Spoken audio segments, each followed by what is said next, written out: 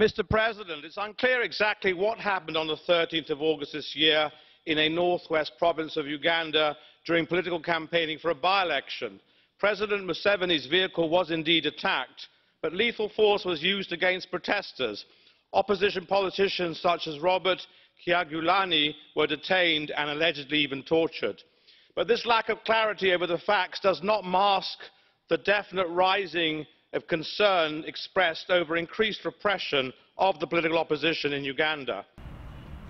Although the government of Uganda has not formally been served, we would like to imagine that this resolution was passed at the instigation of what we generally believe are several NGOs operating in Europe and funding some of their entities in Uganda which petitioned the European Parliament MPs.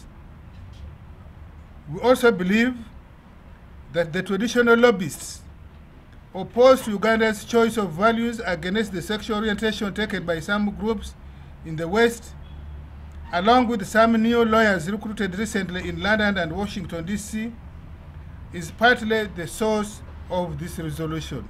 Just want to send a message that this government will not pull back on issues of governance, issues of the rule of law, issues of constitutionalism. If there are people who think that Uganda is going to be a playground for mischief, they should be better get more prepared.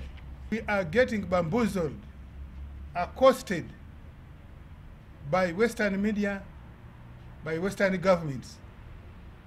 We think part of this is related to our emerging relationship with China. For EU Parliament to pass a resolution asking the courts of Uganda to drop charges is inconceivable.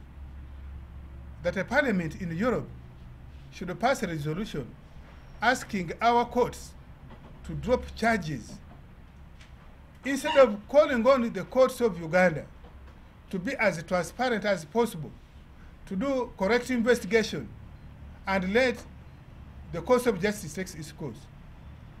We see this as premeditated attempt to hijack and subvert our institutions.